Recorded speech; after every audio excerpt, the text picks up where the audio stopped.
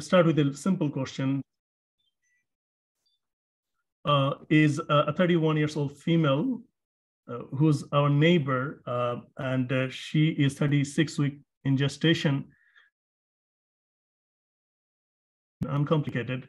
And during a routine prenatal exams, her obstetrician ordered a liver panel, and the patient received a copy of the result, and she is panicked. She called me, and she showed me some results, and what the result can be increased, just normally can be increased during the pregnancy. One is aspartate aminotransferase, AST. One is alanine aminotransferase, ALT, alkaline phosphatase, ALP, bilirubin, or GGT. And this is a very common things and very commonly happen. I don't know if any student here can answer it. Just feel free to answer it. Hello, assalamu alaikum. Am I audible? Yes, please. In my opinion, the answer is C, alkaline phosphatase, because we know it's normally liberated from the placenta as well. So if the patient is running a good pregnancy, we could expect a normal elevation of ALP that could be quite well with the physiology.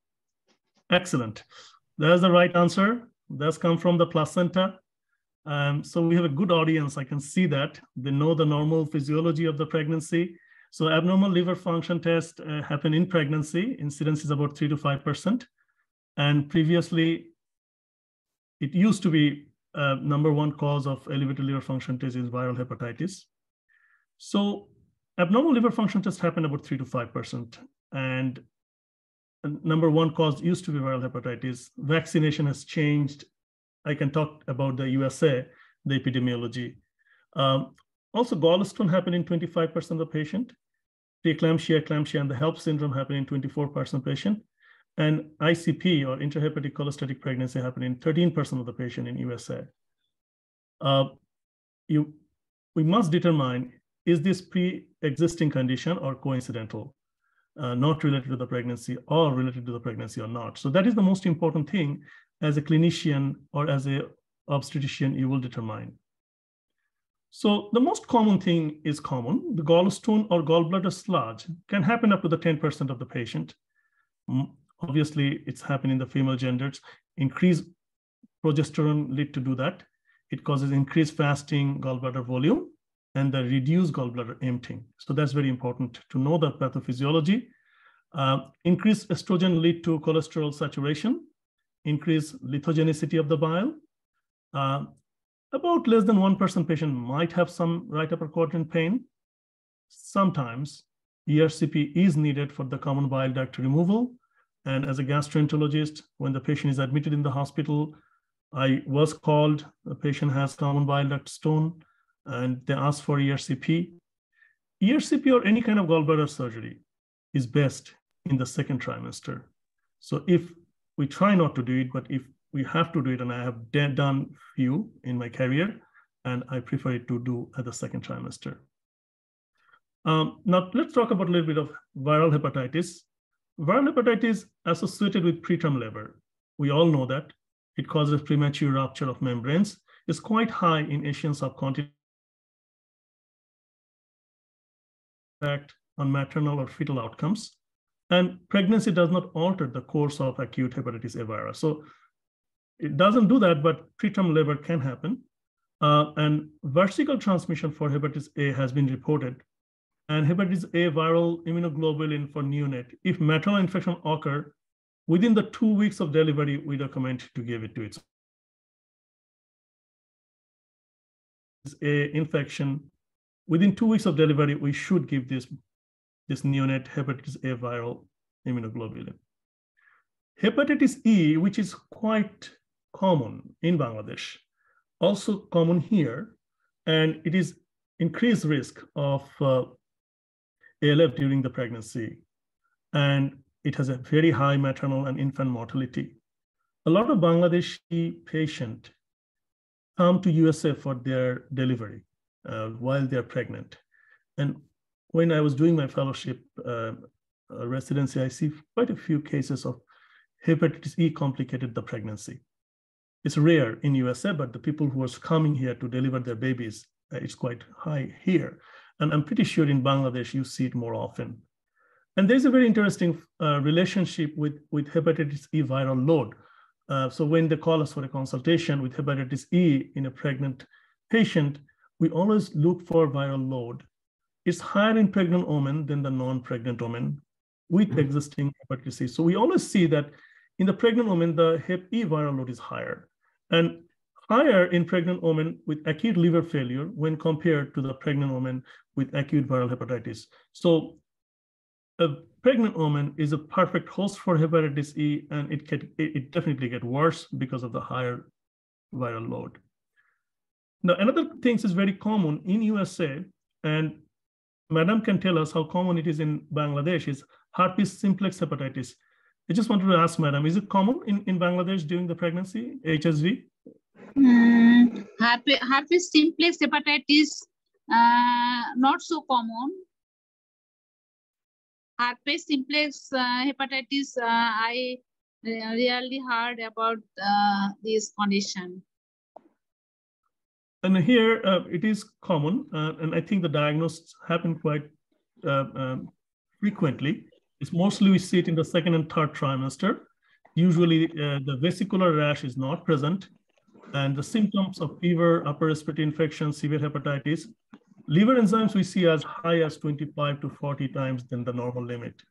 So anybody with a very high liver function test at the second or third trimester, we automatically check them for herpes simplex infection. And I think in Bangladesh is also important to check it. The bilirubin level is usually always low. And if we do a liver biopsy, we see patchy necrosis, little inflammation, and viral inclusion body, which is the owl-like feature on the pathology. And we always confirm the diagnosis with HSV PCR, not the antibody. Mortality is up to 74%. The treatment is acyclovir. You start early, and if you can start early, the response is very good. Nafisa, can you close the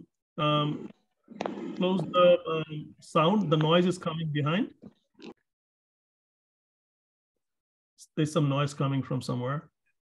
Now, hepatitis B, which in Bangladesh is very common though, and I'll just put some emphasis with hepatitis B.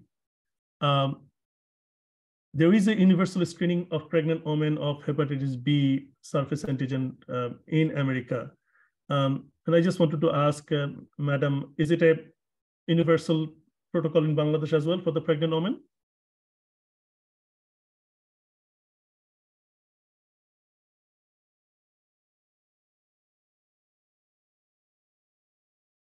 Can anybody open Madam's?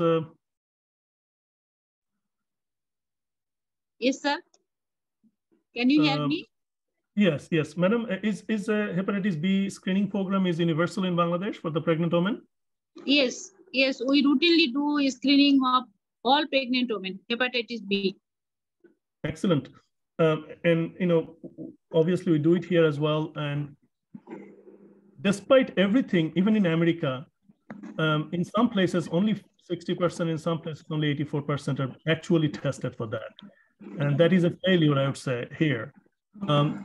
And the transmission is proportional to maternal HD viral DNA. 10% of the viral E antigen is negative, 90% of viral E antigen is positive. And the increased risk of transmission if antepartum hemorrhage happen or meconium stained amniotic fluid is there. So this is, we all know this is very important. And transmission of acute hepatitis B complicate the pregnancy. It's rare if during the first trimester, but about 6% in the second trimester and 67% during the third trimester. So what is most important is the vertical transmission, which is very common everywhere. And vertical maternal transmission, high maternal viremia, always correlate with the higher risk of mother-to-child transmission or MTCT.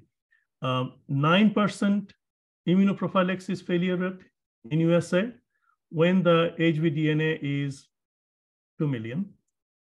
Magnitude of MTCT risk and failure of immunoprophylaxis varied according to the HBV viral load. So the higher the viral load is, the chance of immunoprophylaxis failure is higher.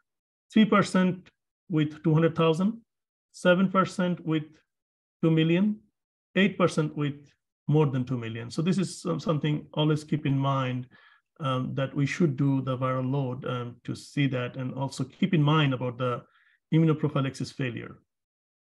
So the prevention of hepatitis B transmission, this is the AASLD guideline. I know Ashraf is pretty used to with that. And so HBDNA more than 200,000 with HBe antigen positive, and previous child failed with HBIG vaccine. These are high-risk patients, and these are the patient we should think about starting tenofovir or telvibutin at third trimester. TDF is not studied, but on the trial. And I would probably ask Ashraf, is the trial result is out yet or not?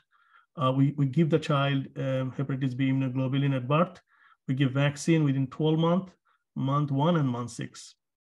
Ashraf, is TDF is available, is indicated yet or not? Do you know? Yes, TDF, the most of the data we got actually from HIV population. So it's fairly safe to use in pregnancy, even in the first trimester. So the use of TDF for the pregnant women, really the main reason for using it to prevent vertical transmission. The TAF, which is the new form of tenofovir, is called tenofovir alafenamide, which is called Vemlidy in USA. That's not being studied much. So, but the TDF is, we can use it. It's a category B medication. And we have tons of data in pregnant patients from HIV population. So we do use it in a pregnant population. Thank you. And the patient whose viral DNA is less than 200, which HBe antigen negative, and previous child successful on prophylaxis, those are low risk, and those are the patient we give HBIG at birth, vaccine 12 months, months 1 and month 6. So now let's do another question. And some of the hints was given by Ashraf. A 36-year-old woman with chronic hepatitis C comes to you for consultation. She's currently 24 weeks pregnant with her third child. Her first child became infected with hepatitis C perinatally, and her second child did not. She is currently asymptomatic, but is anxious about preventing her third child from being infected with hepatitis C. Her comorbidities include HIV, that is with the completely suppressed with antiretroviral therapy. She has some obesity. She also has some depression. She has prior history of intravenous drug use, but she's not using it for the last 5 years. She stated that she has her first child was born via vaginal birth. Second child was born by cesarean section. Her labs are AST is 23, ALT is 28, total bill is 0.7, albumin is 3.1, ALK phos is 231, hemoglobin is 11.2, platelet count is 221. Hep C viral load is 10.7 million, and Hep C genotype was 3. Which of her characteristics increase the chances of vertical transmission is the most? Is it hepatitis C viral load? Is it hepatitis C genotype? Is it vaginal birth? Is it HIV co-infection? Or vertical transmission with previous child? So in every case, it is possible to have higher incidence of vertical transmission, MCVT. So, but there's one which has the highest risk. So let's open it for our students to answer it, or anybody who can answer it. Viral load. Viral load. High Somebody said viral viral load. High viral load. Anybody has another answer?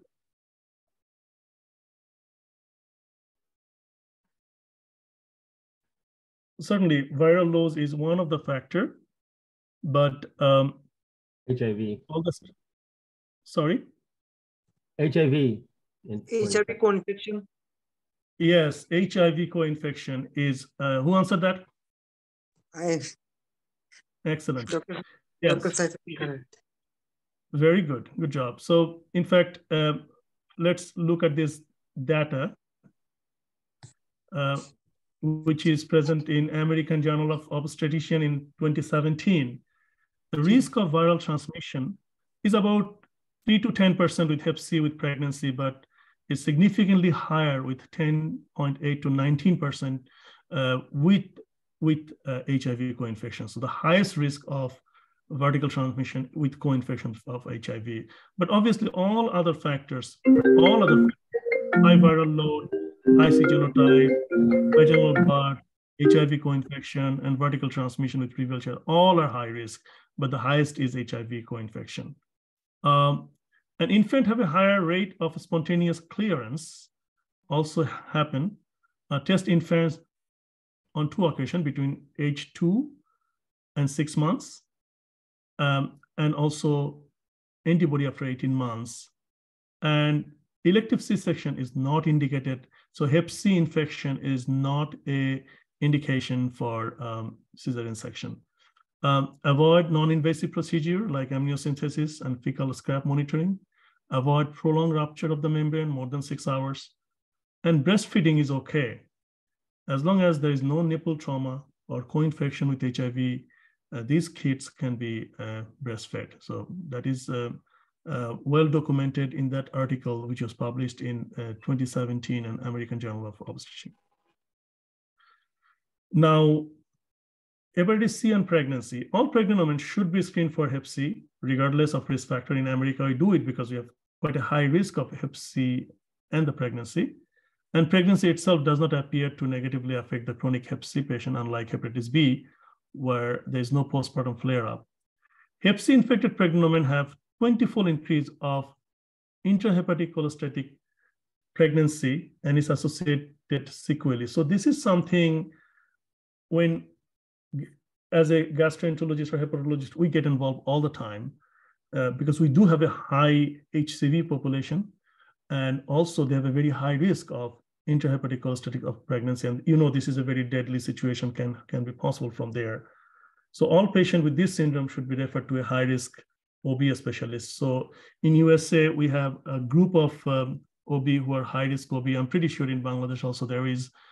And anybody with any complicated problem with the liver, they go to them, and they always involve us with the patient care to minimize the risk.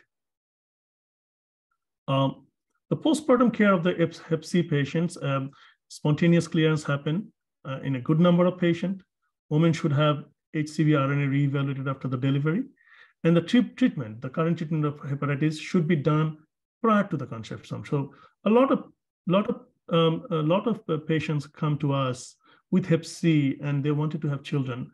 So we try to do the treatment before they conceive or after delivery. There is no significant data during the pregnancy. I just wanted to reconfirm it because these statements I have taken using the last paper published by Hashem in 2017 in Clinical Journal of Infectious Disease, who's also a hepatologist. I'll ask Ashraf, anything changed since then? No, I think you're right. There's no data on pregnant. I mean, I would say limited data. There are very some pilot studies, but pregnant patients should not get treated with oral antiviral. Thank you. So let's talk a little bit about autoimmune hepatitis. These are the patient who has pre-existing autoimmune condition of the liver. And we continue the treatment with a steroid or azathioprine. Steroid is safe. Azathioprine is relatively safe. Very small amount cross the placenta. There's a slight increased risk of ASD or VSD with azathioprine exposure. But when you think about the risk and benefit, we discuss it with the patient, and almost every patient try to continue the azathioprine. If we do not treat them, there's an associated increased risk of premature loss of the baby if the AIH is poorly controlled. There is an intrapartal risk factor of flare-up of more than 20% patients. So 1 out of 5 patients of autoimmune hepatitis will have a risk of flare-up, and 11% with the risk of maternal death or liver transplant. So this is a serious condition So patient with autoimmune hepatitis go to high-risk OB, and they always involve us. I'm pretty sure Ashraf get involved all the time. Postpartum risk of flare is 30 to 50% of patient, increased risk of flare if not on therapy or a disease flare in year prior to conception. Now, in Bangladesh, probably there's not much diagnosis of Wilson's disease, but we do see patient Wilson's disease. I don't see very often, but yes, maybe every 2 to 3 years, I get one patient and I have to open the book. So patient not well treated may have fertility difficulties. So OB who are doing fertility medicine, sometimes they're the one who diagnose Wilson's disease sometimes. If a patient is already on chelation therapy with zinc, they should continue taking it. If they stop the treatment, they have a high risk of fetal loss. And when we continue the chelation therapy with D-penicillamine or trientine, it should be dose reduced to 20 to 50% in the last trimester of pregnancy, because otherwise there will be some problem with the wound healing, and to avoid the insufficiency of the copper or zinc in the fetus. So that's important. Trientine is also chelate iron, so pregnant women may need additional iron supplementation for those patients. Now, there's very uncommon liver condition happening in pregnancy. One is Budd-Chiari syndrome, which is venous outflow obstruction. It's uncommon, but I've seen that, and I'm pretty sure Ashraf see it more often. Right upper coordinate pain, hepatomegaly, and ascites. They 1/4 they go for hypercoagulable states. They have increased factor 7 to 10, often associated with other disorders. Rarely we see schistosomiasis. Increased progesterone may favor schistosomiasis abscess formation. I have seen only one case in my life in New York in an Egyptian patient. I'm pretty sure Ashraf has seen more. Imaging in pregnancy. This is something all of us should know. Ultrasound is safe, and it is the preferred modality. MRI without gadolinium can be used in the 2nd and 3rd trimester, and gadolinium crosses the placenta and excreted in fetal kidney, can remain in the amniotic fluid for some times. CT scan increase the risk of teratogenicity in the childhood, hematological malignancy, greater risk in 8 to 15 weeks of gestation, and we try to avoid in any cost. If necessary, we use the minimal radiation protocol. I have done so far 1 or 2 ERCPs where I have to expose the patient with minimal radiation in the early gestation. But CT scan we try to avoid. Now the liver masses, I see a lot of patients, and Ashraf see a lot of patients, especially high risk OB send it to us. If somebody has hemangioma, if it's more than 6 centimeter, and it really ruptured. I've never seen any. Vaginal delivery is perfectly fine for them, and no need to monitor unless symptomatics, unless significant right upper quadrant pain or something like that. FNH or focal nodular hyperplasia has a good outcome with pregnancy, no need to monitor. But when there's adenoma, there is a higher risk of growth during the pregnancy, and we monitor routinely. And these cases, we work very closely with the high-risk OB. Complication happen very frequently. Hemorrhagic and interperitoneal rupture can happen. Rupture during the pregnancy happen about 44%. Maternally, mortality is about 30% of fetal loss. So this is very high risk during the pregnancy. If it's more than 5 centimeter or rapid growth, then we recommend surgical or radiological intervention prior to the pregnancy of these patients.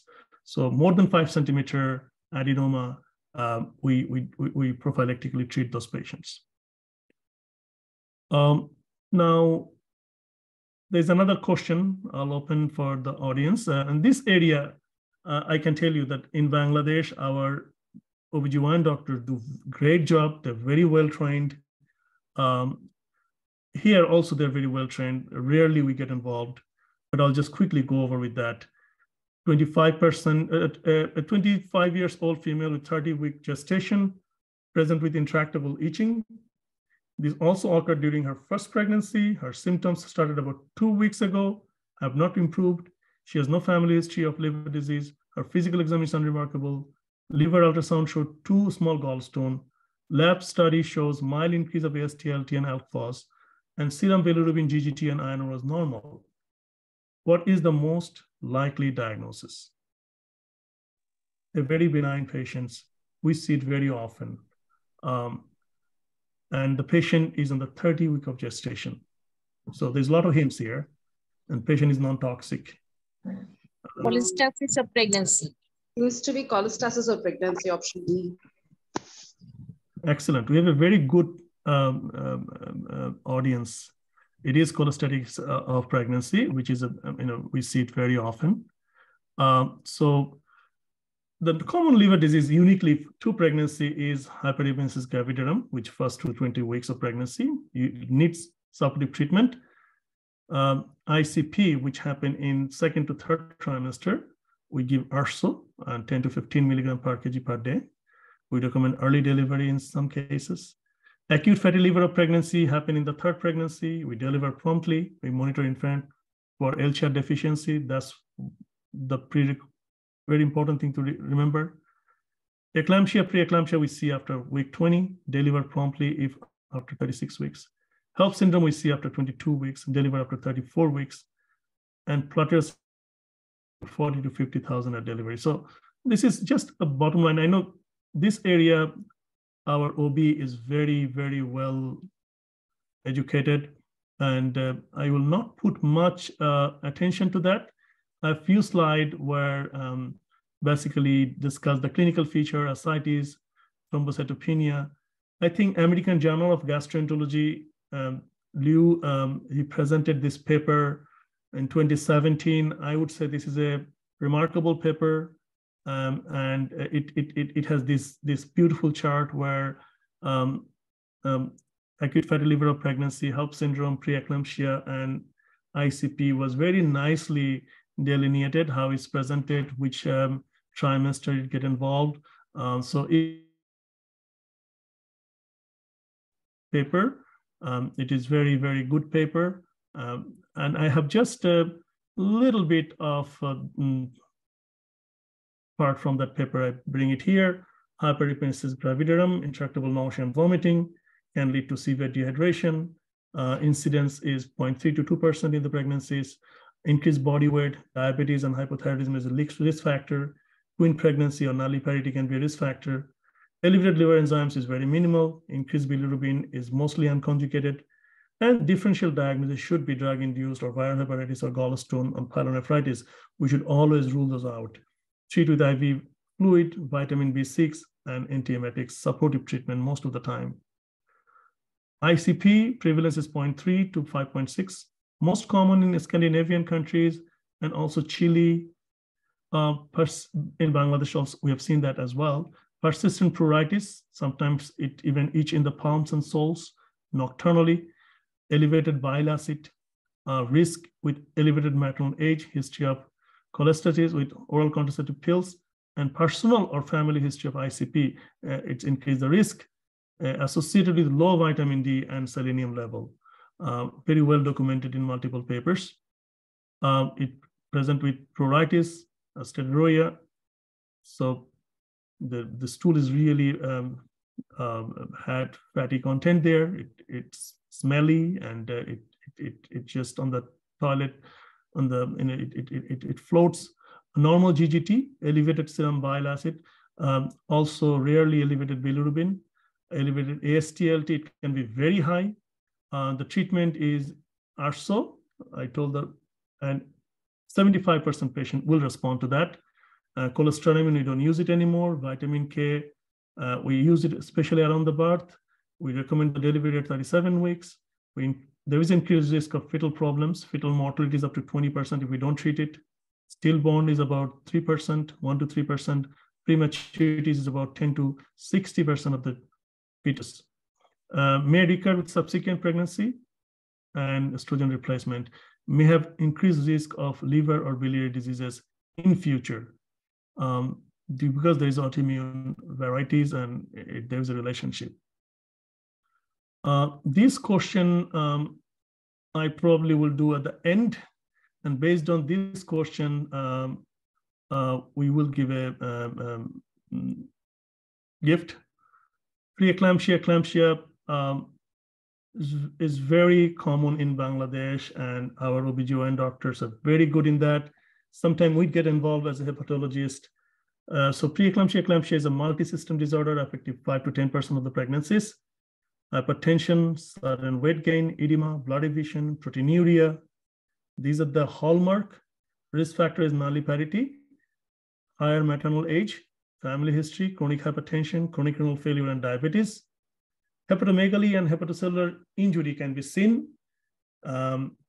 Define severe preeclampsia. Wide spectrum of hepatic disease with mild elevation of LFT to liver failure. It can cause elevated of liver function tests, sometimes less than 10 times of the upper normal limit, mild increase of the bilirubin. This is the hallmark of preeclampsia or eclampsia. Liver injury results from the vasoconstriction and the fibrin precipitation in the liver.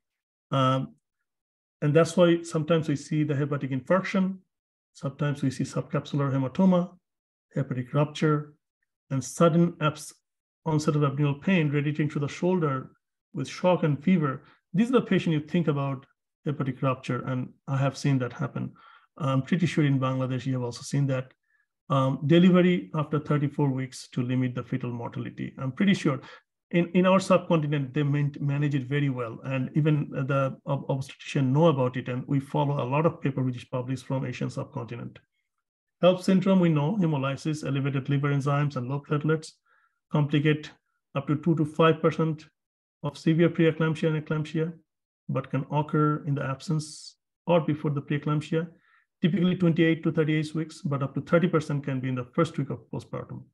Risk factor, age more than 35, white race, nulliparity, also common with the multiparities. Maternal mortality is 1 to 3%. Liver enzymes can go really very high. Bilirubin is less than 5 usually, mostly unconjugated. If the STLT is more than 1,000, abdominal pain radiate to the shoulder, think about hepatic infarction or subcapsular bleed or rupture. This is very important. This is a board question for us. On that case, surgery or intervention readily need to be called. You need to correct the coagulopathy. You have to closely monitor the patient. You have to take that patient to the ICU. Transfuse platelet if the platelet count is more than 40. You have to promptly deliver the baby, especially if it's 34 weeks after the gestation. Acute fatty liver pregnancy, this is another very important thing. So I'm pretty sure all of you know that it's a rare disease in the third trimester. Very rarely it happens. Mean usually at the week 36, microvascular fatty infiltration happen. Usually multigravidas status, male fetus, coexisting liver diseases can cause that. LCHAR deficiency, the babies spill unmetabolized long-chain fatty acid into maternal circulation, which accumulate in the liver, causes the microvesicular fatty infiltration and lead to this condition. It's very important to recognize this condition and deliver the patient quickly. If there's no improvement, these are the patients who need liver transplant. And also this baby has LCHAR deficiency, so watch the baby for ketotic hypoglycemia. Also, this condition can be reversible with adequate feeding. So, and these are also board questions for us, as well as high-risk OB fellows. So we follow the Swanson criteria. I will not go much into that. I already talked about this a little bit earlier. And this is few last slides I'll talk about, and Ashraf will also jump into that. One is cirrhosis and fertility. If a patient has compensated cirrhosis with minimal portal hypertension, they do have sometimes problem with the menstruation, and some of them, or most of them, they preserve the fertility. The decompensated cirrhosis on the other side, they have hypothalamic pituitary dysfunction, lead to failure of ovulation, amenorrhea, and infertility. So it's very important to take the menstrual history of those patients.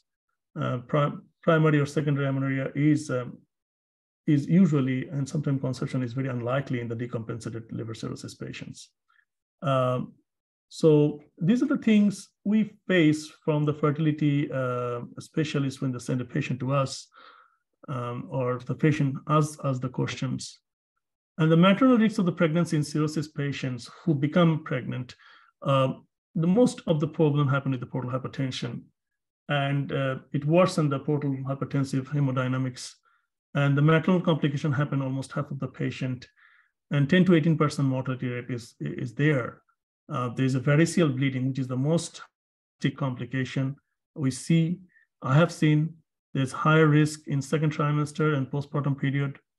Sometimes I do prophylactic endoscopy just to check their esophageal varices or gastric varices.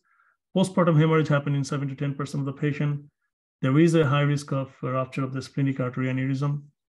And obviously, these need a high risk OV and high risk clinics. And obviously, it's been monitored with a center where there's a liver transplant support available with a transplant physiologist like Ashraf. I also get involved. I also work with the center with a very high and good liver transplant program. So what is the best practice for the management for portal hypertension in the pregnancy patients? You do a baseline endoscopy. That's very important. If you have a small esophageal varices, nothing to worry, but if it's a moderate large, we do esophageal variceal ligation, also put those patients on non-selective beta blocker, propranolol, not nadolol. So that's very important. Increased portal hypertension from increased blood volume, most complicated during the second and third trimester. MELD score is more than 10, predicted the complication. Consider EGD in second trimester to rule out varices. So we do it all the time. Though we don't have much patients with that, with cirrhosis and pregnancy. If there's an active bleeding, avoid vasopressin and tralipressin because it causes the uterine ischemia. Octreotide is okay, and delivery time as short as possible, and delivery in a specialty center, especially liver transplant center, where it's possible. So pregnancy after liver transplant, I'm pretty sure as a lead physician in a liver transplant center, Ashraf see it more often. It's normal menstruation function return to 90% within 10 months after OLT, successful with little risk of allograft function if timed and planned pregnancy. High risk of rejection if conceived within 6 months of the transplant. So we recommend conceive after first year, and Ashraf will tell a little more about it. Reproductive age, recipient need contraception and preconception counseling. Progesterone is okay, IUD is okay, estrogen, think about hypertension and thromboembolic events. Tacrolimus or cyclosporine or prednisone and azathioprine is okay. Sirolimus and everolimus is also probably okay. Mycophenolate mofeate, black box warning is there. Try to have 6 months washout before the pregnancy. I'll ask Ashraf to add a little bit with this if you think important. No, thank you, Atik bhai. You kind of cover everything. Disease, all aspects, starting from viral hepatitis, liver disease unique to pregnancy, even various benign liver tumor. I would just reinforce a few things, what you have said. I guess mostly these are very relevant in terms of practice in Bangladesh, and I'm sure we're going to hear from Professor Nasreen Madam about from the obstetric perspective, because this is really a multidisciplinary approach. So I'll start with for hepatitis B. I mentioned about, because I think this is more prevalent in Bangladesh. So checking hepatitis B viral DNAs, maybe start a second trimester, especially between week 28 and 32, if they have a high viral load. Even with the vaccine, there's a vaccination failure if a high viral load, more than 200,000. So that's something I would just reinforce that. And after delivery, there is no contraindication for breastfeeding. Now, let's say the question is how long a patient should continue the tenofovir. There's really no great data on that. that can be stopped at after delivery or 3 months after delivery. So, to be on the safe side, that can be continued 3 months after delivery. But, the HBV DNA and liver function test should be monitored because just to make sure there is no flare after that. So after 3 months, the tenofovir is stopped, and then every 3 months, the HBV DNA can be checked. And there's no contraindication, like I said, for breastfeeding if the patient is even on tenofovir, although, some in vitro study shows that tenofovir can be seen in the breast milk, but the concentration is so low, it probably would be okay. But if you're not, if the patient is not comfortable, or it's always going to be a discussion with the patient. If the patient is not comfortable, then, then breastfeeding can be avoided. And there is, as far as the delivery is concerned, I think doing cesarean section, same thing with hepatitis C. Cesarean section does not have any extra advantage of preventing maternal-fetal transmission. So, normal vaginal delivery is fine with the hepatitis B and hepatitis C. The only thing with especially the hepatitis C, if necessary, it's have to be done, but otherwise to avoid like prolonged rupture of membrane, or if the fetus needs intensive monitoring with with instrumentation because of slightly increased risk of maternal-fetal transmission of hepatitis C. And again, there is no contraindication for breastfeeding in hepatitis C mother. So the mother can do breastfeed even with hepatitis C. For herpes virus, this is a disease which has, I think I mentioned, high maternal and fetal mortality. So there should be very low suspicion, if there's a high suspicion for herpes, I think treatment should be initiated right away because there is no downside. Acyclovir is fine during pregnancy. So the patient is like no fever, leukopenia, high SDLT, and there's a risk factor. Acyclovir should be started because it has a very high maternal and fetal mortality. I'd like to add about something about intrahepatic cholestasis of pregnancy.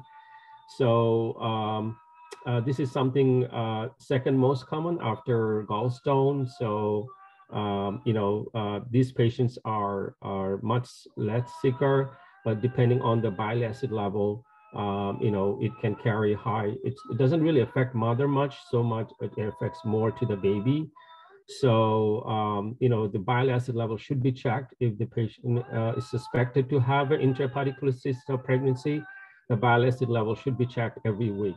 So, because more than 40 is associated with high fetal morbidity, and once it goes above 10, the ursodiol can be started. And the ursodeoxycholic acid is fairly safe in general, not only, and even in pregnancy, it's fairly safe to use it. So ursodiol should be started.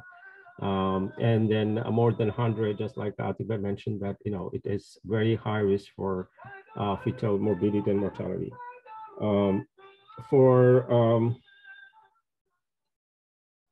cirrhosis, anybody we have seen, I'm sure Atiba have seen, we have seen more and more patients becoming pregnant. If they're compensated cirrhotic, decompensated not much so, because changes in the hormones. So anybody who is diagnosed, become pregnant and have underlying cirrhosis, I think I'm sure Professor Nasrin, they always send to the GR hepatologist, and collaboration with them. They should undergo endoscopy at the second trimester. If the patient is a childbearing age and has cirrhosis, I think everybody should undergo endoscopy, because the most important complication in cirrhosis with pregnant patient is portal hypertensive bleeding, as Atiba mentioned.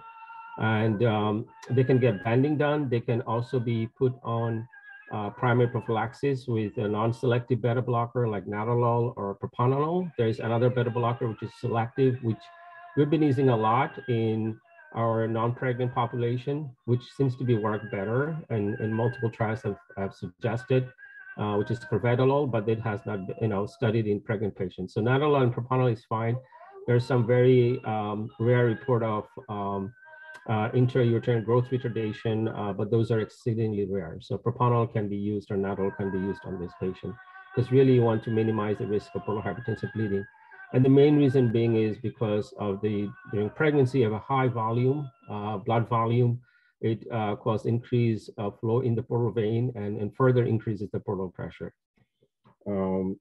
The HELP and HELP syndrome and acute fatty liver pregnancy, 50% of the time it can overlap, so sometimes it's difficult to distinguish what the patient has, and both can be really deadly, very high both maternal and fetal mortality.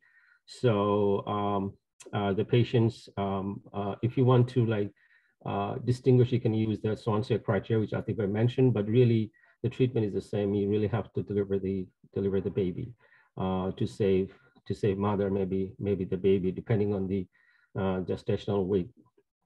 If you there are 4 main categories I think we mentioned of liver disease during pregnancy, which is your hyperemesis gravidarum and ICP, HELP syndrome, which can occur, mostly occur with the preeclampsia and eclampsia, and then your acute fatty liver pregnancy. So the last 2 are mostly occurs during second, like HELP syndrome mostly start to occur early in second trimester. It can go up to third trimester. Even 30% can occur after delivery. So postpartum can occur also HELP syndrome. And acute fatty liver pregnancy mostly occur in third trimester, but sometimes it can occur end of the second trimester. So anybody with the second or third trimester, and you look at the AST and ALT and pattern and bilirubin and all that, you give an idea. Because HELP syndrome, it'll be more, by definition, you know the patient will be having hemolysis, anemia, low platelet, and all that, which also can be acute liver failure. You have high lactate, high ammonia. Patient will be much sicker. You know, they are in acute liver failure. They'll be confused, encephalopathy, and all that. On the other hand, the ICP, although the name suggests cholestasis, but usually you have normal bilirubin. So patient with the intrahepatic cholestasis of pregnancy usually have normal bilirubin, but they will have a high AST and ALT. But on the other hand, HELP and then acute fatty liver pregnancy, you can have high bilirubin. More so you see in the acute fatty liver pregnancy. So to begin with, any pregnant patient comes in with abnormal liver tests. So like I think by the very beginning he mentioned, the alkaline phosphatase is high, it's a normal. And ALT and bilirubin should need further investigation. So if you see high AST, that's not normal in pregnancy. High ALT not normal in pregnancy. High bilirubin not normal in pregnancy. So the patient has any of these 3 abnormalities should undergo further investigation. I think that's all I have to reinforce whatever I think by did in his talk. So I don't know if you have anybody else any other questions. Thank you, Ashraf. I just summarize. This is a very beautiful graph, the best practice for evaluating the liver disease. Ashraf says something very important. High STLT, you need to figure out what happening is not normal during the pregnancy. And alkaline phosphatase normal with normal GGT, we see with cholestasis pregnancy in the second trimester. Alkaline phosphatase elevation with increased GGT, always rule out the gallstone. And then a patient with chronic liver disease, always it changes the severity during the pregnancy. If it does not change the severity, in our mind when the patient with cirrhosis, screen the varices at the second trimester, tell the gastroenterologist to do that. Also do alpha-fetoprotein for HCC surveillance as well. There is a lot of discussion needed to be done, but I think that's limited to the hepatologist. There is a risk of vertical transmission of hepatitis B and C. We discussed quite a bit about it. And AST-LC, if it's increased, always we look for hepatitis. We always keep it in mind about the HSV, also hyperemesis gravidarum, preeclampsia, HELP syndrome, and acute fatty liver of pregnancy. So this is something is very important. I would like to, open the discussion, but before that, our special guest today, Madam, I would like to request you about some comments and about the lecture today, and if you please add something. Thank you, Dr. Atik and Dr. Ashraf, for excellent discussion today regarding the pregnancy and liver diseases. This liver often other diseases are often discussed like diabetes, hypertension, but liver disease, pregnancy are not so frequently discussed. So we learned a lot about all the cases. Some are associated with the pregnancy, unique to pregnancy. Some conditions are not associated with pregnancy, and some conditions that are chronic liver disease. All I want to comment that all side of liver disease has been covered, and we learned a lot. Thank you. Thank you very much. We, as a gastroenterologist and hepatologist, me and Ashraf is always be very happy. Any aspect of liver disease, if it's come to your mind, feel free to reach us. We'll be happy to collaborate some lectures, or if your curriculum, if we can contribute, please let us know. And at the end, we'll go for our final question, and there is a gift for that, and Nafisa is there.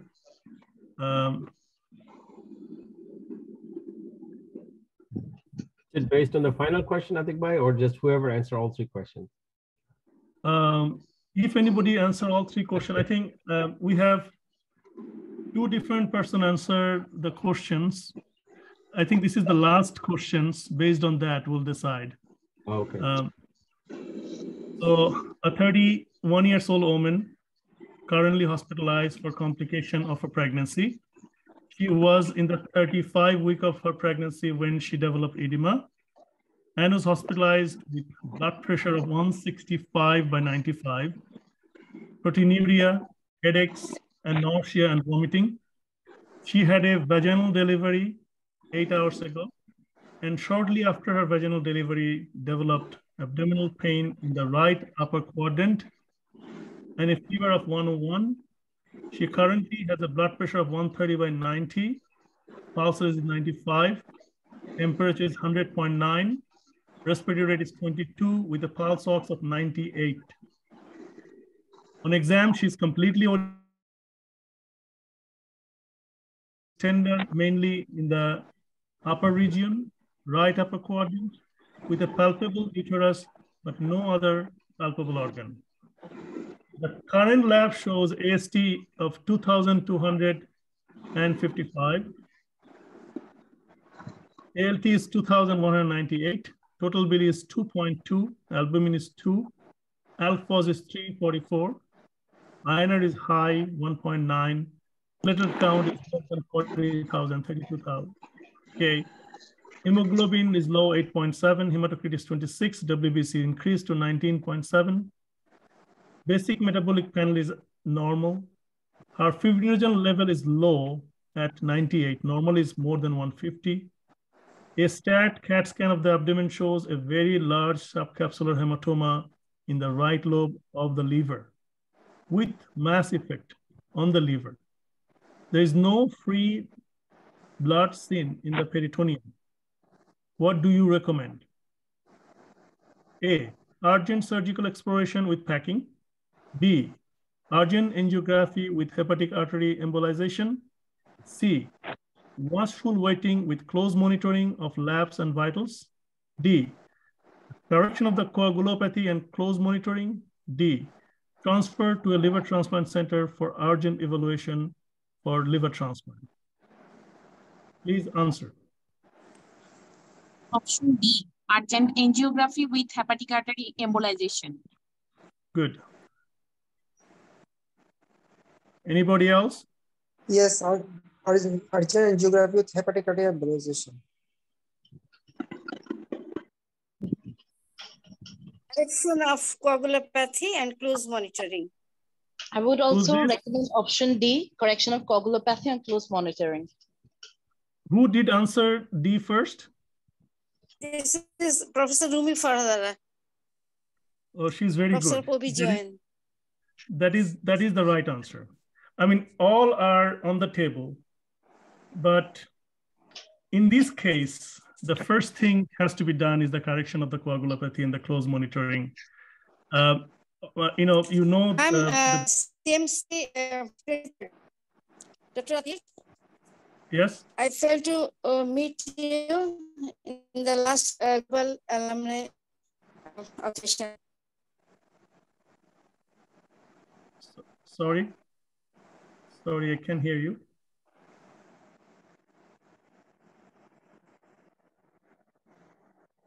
Disconnected হয়ে গেছে. Oh, acha. If you remember the very important article which is published in AASLD journal, and in a situation like this, it is recommended to correct the coagulopathy, and that can really save the patient. Obviously, there is all those things are important, but this things is proven to be most efficient action. So because when the time of emergency come, steps are very important. Looking for angiography or transporting the patient to a transplant center or arranging for a surgery. But before that, all the studies proven that if you correct the coagulopathy, you can really save these patients. As you see, the INR is more than 1.5. As you see, the fibrinogen is low. So all these things directed to that answer, and she did a good job. So I really appreciate. Are you in line? Are you back again? Yes. Oh, excellent. Sir, may I interrupt? Yes, please. যিনি আর কি সঠিক উত্তর দিয়েছেন, kindly chat বক্সে আপনার পুরো নাম এবং আপনার কন্ট্যাক্ট ডিটেইলসটা একটু শেয়ার করবেন so that we can contact you.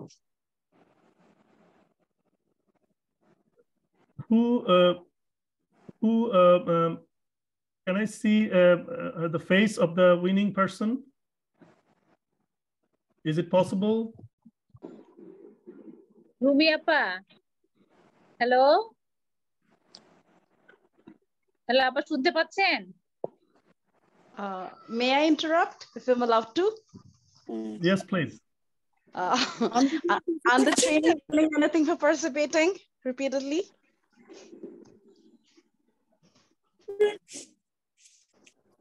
একটু লাইটে যে আমি অন্ধকারের ঘরের মধ্যে বসে আছি, বুঝছো? রাসেল, আপনার চেহারাটা একটু দেখান, আপনি তো প্রাইজ পেয়েছেন, উইন করছেন। Congratulations. Congratulations, Appa. It's nice that you're listening to us and you participated that. So what about the trainees? We too participated and have been patiently listening. And I too did the same.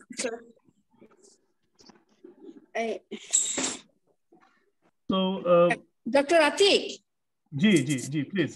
আমি আসলে আপনার সাথে একটু পরিচিত হতে চাচ্ছিলাম। Opportunity হয়ে গেল। আমি অ্যাকচুয়ালি সিএমসি বোধহয় 25, তাই তো? জি ম্যাডাম। আমি হচ্ছে সিএমসি 23rd। ও আচ্ছা আপা, আপনি তো আমাদের চিটাং মেডিকেল কলেজে। আচ্ছা, থ্যাংক ইউ। মেডিকেল কলেজে, হ্যাঁ, এই যে আমাদের অ্যালামনাই যে একটা গ্লোবাল ইউনিয়ন হলো, ওখানে পার্টিসিপেট করেছিলাম। ওখানে আপনার সাথে মিট করতে পারি নাই, ওই হচ্ছে এখানে। হ্যাঁ, আনফরচুনেটলি আপা, আমাদের অনেক আগে থেকে প্ল্যান ছিল দেশের বাইরে যাবার। I was in Vietnam on that time. আচ্ছা। তো এরপরে গেলে হয়তো আপনার সাথে আমি কন্ট্যাক্ট করব। Absolutely, Appa. You are most welcome to visit us in Orlando, and please stay with us. And I'll introduce with our OBGYN faculties in our university. and আপনার ফোন নাম্বারটা কাইন্ডলি যদি নাফিসের সাথে শেয়ার করেন তাহলে আমি আপনার সাথে ফোনে যোগাযোগ রাখবো।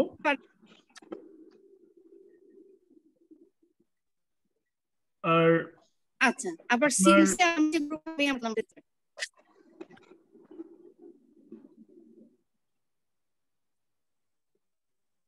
শুনতে পাচ্ছি না আপনাকে। রুমি আপা, হ্যালো। হ্যাঁ আসলে একটু ডিসকানেক্ট। হ্যাঁ বলো বলো। হ্যাঁ আপনার নাম আর ফোন নাম্বারটা চ্যাট বক্সে দিয়ে দেন, ওনারা আপনার সাথে পরে যোগাযোগ করবে। আমি নাসরিন আপার সাথে, নাসরিন আপার ফোন নাম্বার আমার কাছে আছে, আমি নাসরিন আপার কাছ থেকে আপনার ফোন নাম্বারটা নিয়ে নিব, যোগাযোগ করব। এবং আপনি এসেছেন, আমাদের সবাইকে উৎসাহিত করেছেন এবং যারা পার্টিসিপেট করেছে তাদেরকে উৎসাহিত করেছেন। I'll be in touch with you definitely. আচ্ছা আচ্ছা থ্যাংক ইউ আতিক। আমিও আসলে আমিও যোগাযোগ রাখবো। আমি এমনি চাচ্ছিলাম আপনাদের সাথে একটু সংযুক্ত থাকতে, তো ইনশাআল্লাহ একটা স্কোপ হলো আশা করা যায়। অ্যাবসলিউটলি আমরা আপনাদের সাথে পরিচয় রাখতে চাই, যোগাযোগ রাখতে চাই। এবং আমি খুব খুশি হয়েছি আপনি পার্টিসিপেট করেছেন। Not only participate, you answer a question and encourage us. আর নাসরিন আপাকে, ম্যাডামকে খুবই ধন্যবাদ। না আমি থাকতে চাই, আমি অনেকদিন থেকে ভাবছিলাম যে আপনাদের সাথে আমি ইন্ট্রোডিউসড হতে চাই, তাহলেই হলো যে টাইম টু টাইম আমরা একাডেমিক অ্যাক্টিভিটি গুলো করতে পারবো।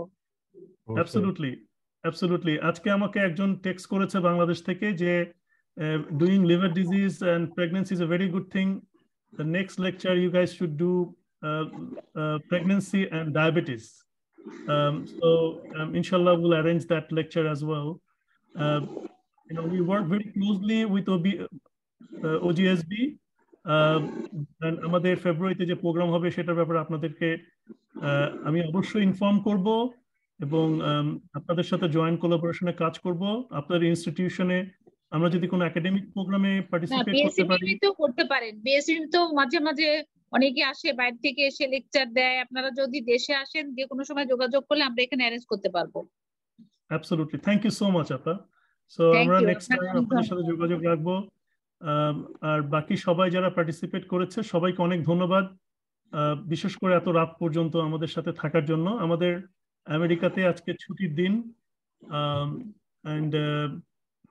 আমি যে জায়গায় থাকি আমেরিকায় সেটা it's a very nice place. আমাদের আমি থাকি অরল্যান্ডোতে। So you are most welcome to come to Orlando. আমি আজকে সকালে আমার বাসার পিছনের একটা ছবি তুলেছি, সেটা আপনাদের সাথে শেয়ার করে শেষ করব। এটা হলো আমাদের অরল্যান্ডোর ছবি, আমার বাসার পিছনে দেখেন একেবারে বাংলাদেশের মতন শাপলা ফুল ফুটে আছে এবং বাংলাদেশের মতন মেঘ হয়েছে। I miss Bangladesh every day. বাংলাদেশে আপনারা যে যেখানে থাকবেন ভালো থাকবেন। ইনফ্যাক্ট আমার গাছে আম হয়েছে, আমি কিছুদিন আগে আমার আম আশরাফের সাথে শেয়ার করেছি। থ্যাংক ইউ আতিক ভাই। আপনার ওখানে তো যাওয়ার মানে খুবই ইচ্ছা। আপনার যে আরেকটা কথা আপনি হয়তো বলতে ভুলে গেছেন, আপনার একটা বোট আছে। সো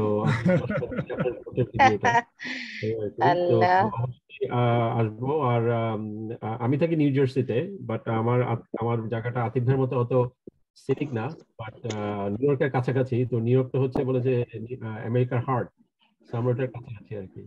তো খুবই থ্যাংক ইউ, মানে ধন্যবাদ আপনি আমাদের সাথে জয়েন করছেন। আর আমরা অবশ্যই আপনাদেরকে চাই আমাদের পিএইচএ তে, আতিক ভাই যেমন বললো। সো কোলাবোরেটরি কাজ করতে চাই। Thank you so much. Atiq ভাই আসসালামু আলাইকুম। আসসালাম। ডোনা বলছি। ও আচ্ছা আচ্ছা, ডোনা কেমন আছো তুমি? হ্যাঁ ভালো আছি আতিক ভাই। আমি অবশ্যই ডোনা আমাদের বাসায় এসেছে, ডোনা ঘুরে গেছে আমাদের সাথে। হ্যাঁ ডোনা